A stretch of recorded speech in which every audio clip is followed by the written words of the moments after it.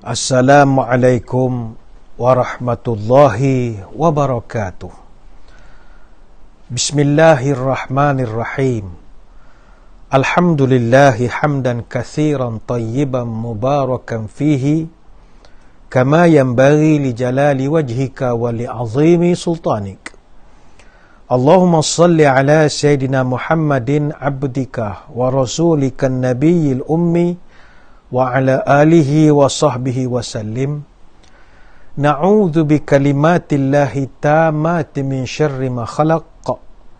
Bismillahilladzi la yadurru ma'asmihi syai'un fil ardi wa la fis sama' wa huwas sami'ul 'alim. Allahumma idfa' 'anna al-waba' wal ghala wal riba waz zina wal mihan wa su'al fitan ma dhahara minha wa ma batan an baladina hadha khasatan wa an sa'iri biladil muslimina 'amatan ya rabbal alamin, amma ba'du. Saudara, apa khabar? Alhamdulillah, sekali lagi kita dipertemukan di ruangan Warkah Duha hanya di Manis FM, Permata Pantai Timur. Seperti biasa, di dalam pertemuan kita menerusi Warkah Duha ini, kita akan mengangkat ayat-ayat Al-Quran yang Allah Ta'ala rekodkan di dalam Al-Quran dengan menggunakan permulaan Ya ayyuhalladzina amanu, wahai orang-orang yang beriman. Pada kesempatan kali ini kita akan meninjau ke dalam surah At-Taghabun ayat yang ke-14. Apakah pesanan Allah? A'udzubillahi minasyaitonir rajim. Ya ayyuhalladzina amanu inna min azwajikum wa auladikum aduwwan lakum fahdharuhum wa in ta'fu wa tasfahu wa taghfiru fa innallaha ghafurur rahim.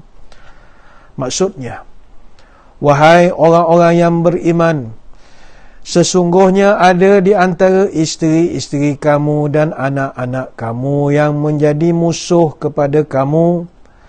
Oleh itu, awaslah serta berjaga-jagalah kamu dengan mereka. Dan kalau kamu memaafkan dan tidak marahkan mereka, serta mengampunkan kesalahan mereka, maka Allah akan berbuat demikian kepada kamu. Dan sesungguhnya Allah Maha Pengampun lagi Maha Mengasihani. Surah At-Taghabun ayat yang ke-14. Saudara, yang nak kita garis bawahkan daripada pesanan dalam surah At-Taghabun ayat 14 ini adalah kalimat watasfahu, yang mana Allah Ta'ala menyebut jangan marah. Maka perbicaraan kita kali ini berkenaan tentang salah satu daripada tabiat manusia, iaitu tentang marah. Yang mana ada satu riwayat, seorang sahabat pernah datang berjumpa dengan Nabi SAW. Ya Rasulullah, apakah amalan yang kalau saya buat Allah akan cinta kepada saya, dan apa pula amalan yang paling Allah cinta?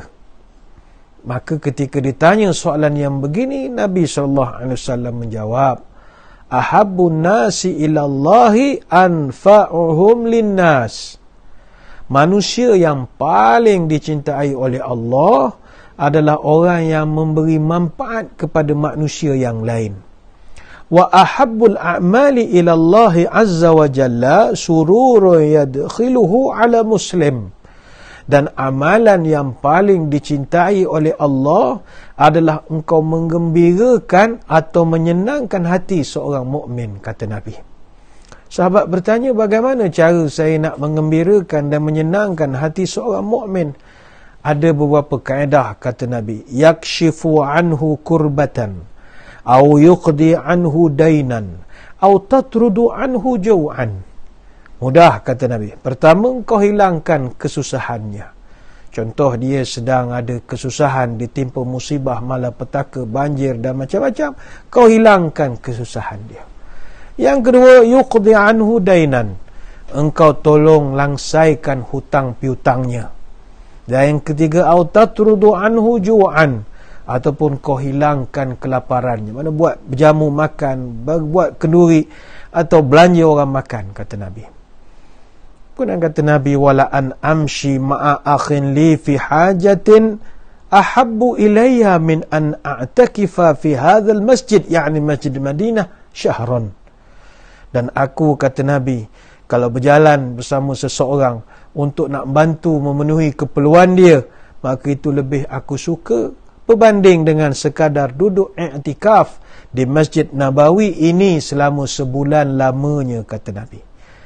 Kemudian Nabi menyambung, wa man kaffa ghadabahu satarallahu auratahu.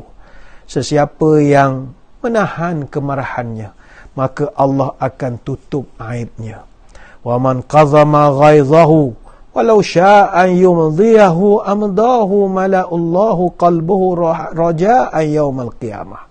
Siapa yang menahan marahnya, pada dia mampu untuk menghamburkannya, maka Allah akan penuhi hatinya dengan keredaan pada hari kiamat. Wa man masya ma'a akhihi fi hajatin hatta tatahayya lahu athbatallahu qadamahu yauma tazulul aqdam.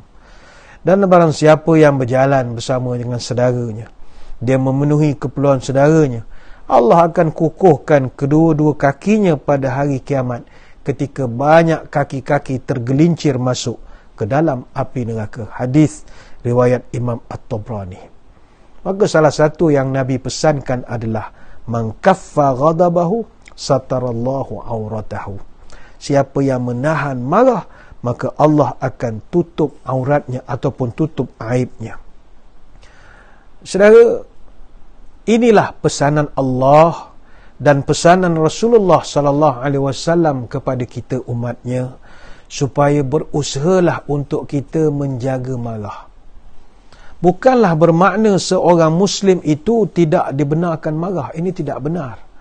Dalam Islam, manusia ini Allah fahami, dia memang marah. Bahkan Nabi SAW sendiri adalah seorang manusia yang ada masanya Nabi juga marah ketika hak-hak agama dilanggar. Kalau Nabi tidak memiliki kemarahan, nescaya tidak adalah peperangan di dalam Islam. Tetapi ulama bersetuju bahawa Nabi ini seorang manusia yang paling hebat menahan marah. Rasulullah SAW begitu payah nak marah dalam masalah yang menyangkut peribadi. Itu jarang sekali. Tetapi kalau menyangkut hal agama, peraturan-peraturan agama dilanggar, itu jelas sekali sahabat-sahabat melihat kemarahan pada diri Nabi. Sebab itu kata Anas bin Malik radhiyallahu anhu, yang bekerja pembantu Nabi selama bertahun-tahun, khaddamtu Nabi sallallahu alaihi wasallam 10 sinina fama qala li uffin wala lima sana'ta wala alla sana'ta. Saya kerja dengan Nabi 10 tahun, tak pernah sekali pun Nabi kata kepada saya. Dan tidak pernah dia kata kenapa tidak lima sana'ta wala alla sana'ta. Kenapa awak tak buat begini? Kenapa awak buat begitu? Kenapa buat begini tak buat begitu? Tak pernah. Ini hadis riwayat Bukhari dan Muslim. Tetapi dalam hal yang menyangkut agamanya, itu Nabi nyata kemarahannya. Sebab itu orang yang berjaya kontrol ataupun kawal kemarahannya, Allah berjanji akan memberi dia pahala yang begitu luar biasa sekali di hari kiamat. Ada satu hadis Nabi SAW menyebut, man qazama ghaizan wa huwa qadirun ala an yunfidhahu da'ahu Allah azza wa jalla ala ru'usil khalaiq yaumal qiyamah hatta yukhayyirahu Allah minal huril 'ain ma syaa. Siapa-siapa yang di dunia berjaya mengawal kemarahannya, padahal dia mampu untuk melepaskan kemarahannya itu, nescaya pada hari kiamat Allah akan memanggilnya di hadapan seluruh makhluk dan Allah memberi kepada dia hak untuk memilih bidadari surga yang dia kehendaki. Hadis riwayat Abu Daud, Tirmizi dan juga Imam Ahmad. Sekali lagi saudara, kita bukan membicarakan Islam melarang marah, tidak. Kerana dari segi psikologi, marah diperlukan. Secara psikologi, marah ini mencetuskan tenaga. Marah mencetuskan kekuatan. Orang kalau nak menolak kereta yang rosak, tanpa ada kemarahan, dia tak akan mampu menolak kereta itu. Dia mesti ada kemarahan, baru dia mampu ada kekuatan. Begitu juga orang dalam sukan, tinju, boxing. Orang yang tidak ada kemarahan, dia tak sampai hatinya untuk menumbuk lawannya. Sebab itu, ketika nak dimulakan perlawanan, jurulatih akan membakar semangat peninju ni tadi supaya dia jadi marah. Barulah dia boleh melepaskan kemarahannya. Bahkan, marah diperlukan. Contoh, orang hina agama, takkan kita sabar. Orang hina tanah air, takkan kita sabar. Orang bawa isteri ataupun anak perempuan kita ke hulu keleh naik motor, berdating, takkan kita sabar. Marah diperlukan. Sebab itu, Nabi SAW mengajar kita mengawal kemarahan, bukannya menghapuskan kemarahan. Laisa syadidun bisur'ati, innama syadidul ladzi yamliku nafsahu indal ghadabi, kata Nabi. Orang yang kuat bukanlah orang yang handal bergusti, handal bergocoh, handal bertumbuk. Tidak. Orang yang kuat adalah orang yang boleh kontrol dirinya ketika dia marah. Ini hadis riwayat Bukhari dan Muslim. Sebab itu orang tua-tua kita pun mengajar, marah biar bertempat. Artinya marah boleh biar bertempat. Jangan marahkan nyamuk, kelambu dibakar. Artinya boleh, tapi biarlah bertempat. Cuma kalau dapat dikawal kemarahan, itu jauh lebih baik. Sebab itulah marah ini dia memerlukan tenaga. Orang yang marah, dia kena menggerakkan 43 otot pada wajahnya untuk menunjukkan ekspresi marah. Kita nak rampas kereta, jadi tarik kereta, nak buat muka garang, jadi bouncer, jadi guard, jadi security, bodyguard. Kita nak tunjuk muka kita garang, muka marah, ada 43 otot terpaksa digunakan. Tetapi untuk senyum, hanya 16 otot saja digerakkan. Artinya, ini yang orang kata petua awet muda. Orang yang boleh mengawal kemarahan. Ada satu kajian pernah dibuat di Amerika Syarikat, di Wayne State University di Michigan.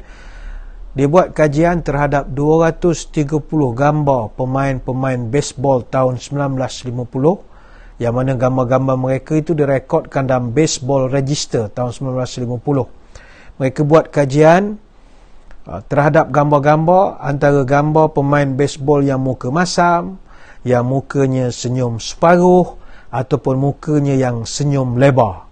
Jadi muka masam ni ekspresi kemarahan.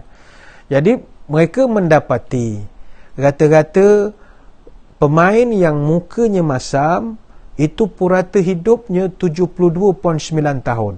Mana mereka buat kajian itu berpuluh tahun kemudian. Gambar pemain baseball yang senyum separuh itu hidup purata 75 tahun. Dan gambar pemain baseball yang mukanya senyum lebar itu hidup purata 79.9 tahun. Artinya, orang yang sentiasa senyum, dalam arti kata tidak marah, mukanya tidak masam, ini 7 tahun lebih lama hidupnya berbanding orang yang marah. Ini kajian di Wayne State University di Michigan, Amerika Syarikat. Dan dalam kajian juga menunjukkan orang yang marah ataupun marah berlebihan boleh menyebabkan kegemukan atau badannya itu cepat naik. Ini kajian yang dilakukan oleh Amanda Sainsbury Sales, seorang pengarang yang menulis sebuah buku Don't Go Hungry for Life. Ini dia seorang pengkaji dari University of Sydney di Australia. Dia mengatakan ada satu kaitan yang dekat dan rapat, dipanggil fenomena hangry. Hangry ni makna angry and hungry. Ada kaitan, dia panggil hangry. Kerana menurut kajian beliau, ketika marah, adrenalin akan dilepaskan. Disebabkan aliran darah daripada organ internal pergi ke otot, maka kita akan merasa kita tidak dapat merasa lapar ketika marah, ketika orang yang sedang membuat-buat kemarahannya. Tetapi selepas tingkat adrenalinnya itu menjadi berkurang, maka kita akan merasa ada keperluan untuk mengisi kembali energi yang telah hilang daripada mula-mula kita rasa nak makan itu tadi. Jadi artinya kawalan terhadap tabiat makan tak dapat nak dikontrol ataupun dikawal oleh orang yang sedang marah. Sebab itulah Nabi SAW sangat menyuruh kita ini supaya mengawal kemarahan. Soalnya bagaimana? Baik, para ulama ada menyusunkan beberapa hadis-hadis tentang bagaimana kita nak mengawal kemarahan. Pertama, kata ulama, berdasarkan hadis, Nabi mengajarkan hendaklah menjadi satu kelaziman dan amalan membaca A'udzubillahi minasyaitonir rajim, ataupun melazimkan berta'awuz. Ada satu riwayat pernah Nabi SAW nampak seorang laki-laki yang begitu marah ketika itu. Maka kata Nabi, inni la'a'lama kalimatan law qalaha la zahaba anhu allazi yajidu law qal a'udzu billahi minasyaitonir rajim. Kata sahabat, Nabi nampak ada orang sedang mengamuk-ngamuk marah. Maka kata Nabi, sesungguhnya saya tahu satu kalimat ataupun bacaan. Kalau orang itu sedang marah dan diucapkan kalimat ini, nescaya marahnya itu akan hilang. Iaitu bacalah a'udzu billahi minasyaitonir rajim. Mudah saja. Ini hadis riwayat Imam Al-Bukhari. Katalah kalau dia membaca a'udzubillahi minasyaitonir rajim itu masih lagi dia marah. Lalu bagaimana? Dalam riwayat yang lain kata ulama, Nabi mengajarkan seseorang yang sedang marah diam sajalah. Diam saja. Maknanya kalau dia diam, tidak bercakap, maka dia akan hindar daripada mencela ataupun menghina. Kerana orang yang sedang marah akan keluar daripada lisannya pelbagai perkataan. Kata orang tua, telajak perahu boleh diundur. Nanti kalau sudah keluar perkataan dihamburkan yang pelik-pelik, maka boleh mendatangkan pelbagai masalah. Maka Nabi pesan, "Idza ghadiba ahadukum falyaskut."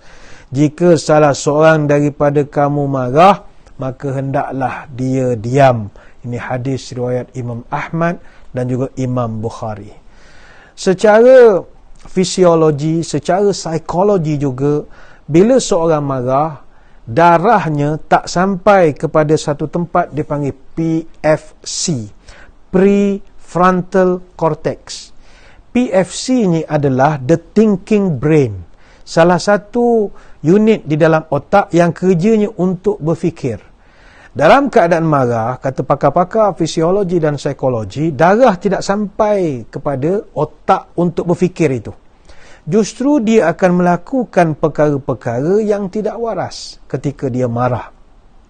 Sebagai contoh, mengapakah perceraian banyak terjadi? Kerana majoriti perceraian itu berlaku ketika tiga keadaan. Pertama, penat. Yang kedua, lapar. Yang ketiga, marah. Maka marah menjadikan tidak waras. Bila orang tidak waras, otaknya tidak boleh dikawal, maka dia akan mengeluarkan kalimat yang pelbagai sehingga melukakan hati orang-orang yang mendengarnya. Sebab itu, orang yang sedang marah, diam saja. Ayam serama patah kaki, ayam sabung sejalak lenteng, mulut celupar kuat maki, kepala angin cepat melenting.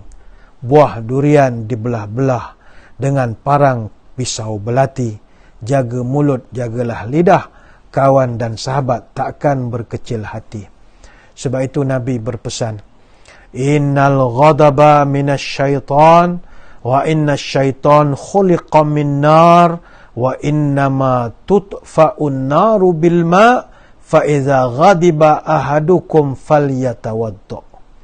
Nabi mengajarkan yang ketiga, kalau kamu sudah diam tetapi masih lagi rasa marah, maka masuklah kepada step atau langkah seterusnya, maka hendaklah kamu padamkan kemarahan itu dengan air. Kerana kata Nabi, Marah itu daripada syaitan.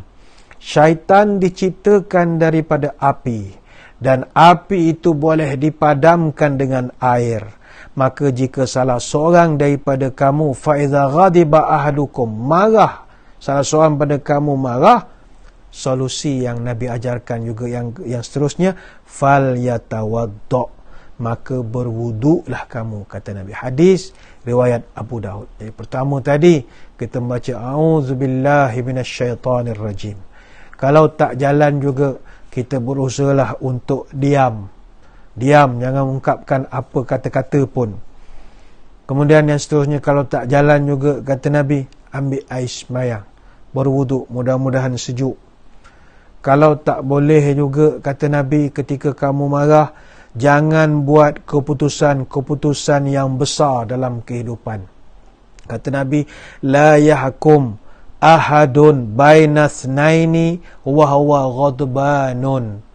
Jangan seseorang menghakimi dua orang ketika dia dalam keadaan marah. Hadis riwayat Imam Muslim. Maknanya kalau kita misalnya menjadi qadi, menjadi hakim, jangan buat sebarang keputusan ketika kita sedang marah. Kerana keputusan yang diambil oleh orang yang marah itu boleh membahayakan. Mungkin tidak adil kepada salah satu pihak. Justru itulah Nabi SAW menambahkan lagi.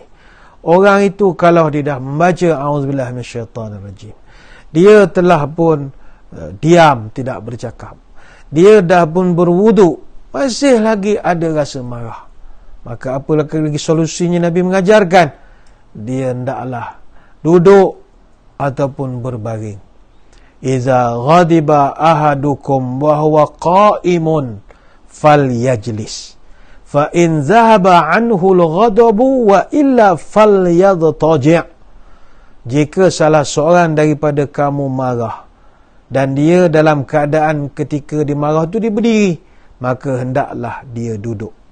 Kalau dia duduk, kata Nabi, maka marahnya itu akan hilang. Tetapi kalau ketika dia duduk masih dia marah, falyadtaji', maka hendaklah dia berbaring, kata Nabi. Hadis riwayat Abu Daud. Sebab itu orang yang marah secara psikologi, berdiri marah, duduk marah, baring pun masih lagi marah, tidak lagi dia tenang juga, ini ada benda yang tidak kena. Sebab itu kadang-kadang ada terapi-terapi tertentu disebutkan oleh para pengkaji psikologi ini, ada warna-warna tertentu yang kalau kita pandang dan kita lihat, insya-Allah boleh memberikan ketenangan dan mengurangkan kemarahan. Ada satu kajian di University of Granada. Mereka buat kajian, kumpulkan 20 sukarelawan, mereka buat tes aritmetik. Maknanya buat matematik sambil ditonton oleh orang ramai supaya mereka stres. Duduk dalam bilik cermin, orang pandang.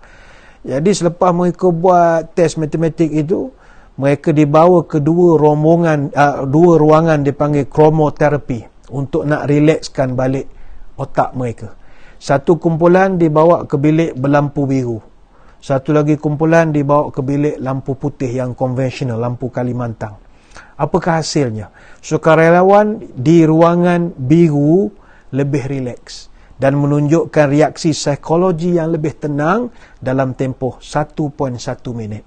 Berbanding orang yang tadi stres bawa ke bilik yang terang, itu mereka rileks tetapi 3.5 minit lebih lewat daripada sukarelawan itu tadi. Sebab itu kadang-kadang benda-benda sebegitu boleh memainkan peranan. Dan yang terakhir, nak mengurangkan kemarahan, ayolah kita jadi orang pemaaf.